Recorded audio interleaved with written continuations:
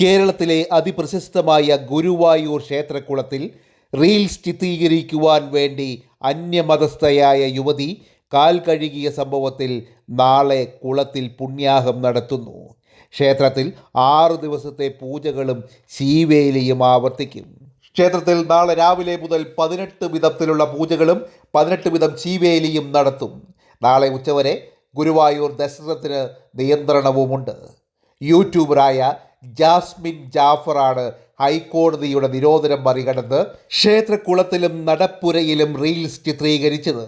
ഇതിനെതിരെ ഗുരുവായൂർ ദേവസ്വം പോലീസിൽ പരാതി നൽകിയിരുന്നു. തുടർന്ന് യുവതി ക്ഷമാപണം നടത്തുകയും വീഡിയോകൾ പിൻവലിക്കുകയും ചെയ്തിരുന്നു. ക്ഷേത്രത്തിൻ്റെ കുളപ്പടവുകളിലും നടപ്പുരയിലും വച്ച് ചിത്രീകരിച്ച ദൃശ്യങ്ങളാണ് ജാസ്മിൻ റീൽസായി ഇൻസ്റ്റഗ്രാമിൽ പോസ്റ്റ് ചെയ്തത്. ക്ഷേത്രത്തിൽ ആറാട്ടുപോലെയുള്ള ചടങ്ങുകൾ നടക്കുന്ന തീർത്ഥക്കുളത്തിൻ്റെ പരിപാവനത ലംഘിച്ച് ഹൈക്കോടതിയുടെ നിരോധന മേഖലയിൽ വീഡിയോ ചിത്രീകരിച്ചുവെന്നായിരുന്നു ദേവസ്വത്തിൻ്റെ പരാതി. എന്നാൽ അറിവില്ലായ്മ കൊണ്ടുണ്ടായ തെറ്റാണെന്നും ഇത്രയും പ്രശ്നമാകുമെന്ന് വിചാരിച്ചില്ല എന്നും പറഞ്ഞുകൊണ്ട് ക്ഷമ ചോദിച്ചു യൂട്യൂബറായ ജാസ്മിൻ ജാഫർ.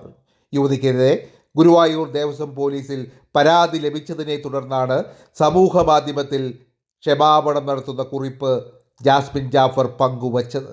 ഗുരുവായൂർ ക്ഷേത്രത്തിൻ്റെ കുളപ്പടവുകളിലും നടപ്പുരയിലും വെച്ച് ചിത്രീകരിച്ച ദൃശ്യങ്ങളാണ് ജാസ്മിൻ ജാഫർ റീൽസായി ഇൻസ്റ്റഗ്രാമിൽ പോസ്റ്റ് ചെയ്തത്. ഗുരുവായൂർ ക്ഷേത്രത്തിൽ ആറാട്ടുപോലെയുള്ള ചടങ്ങുകൾ നടക്കുന്ന തീർത്ഥക്കുളത്തിൻ്റെ പരിപാവനത ലംഘിച്ച് ഹൈക്കോടതിയുടെ നിരോധന മേഖലയിൽ വീഡിയോ ചിത്രീകരിച്ചതിന് Devaswom administrator OB Arunkumar temple പോലീസിൽ പരാതി നൽകിയിരുന്നു.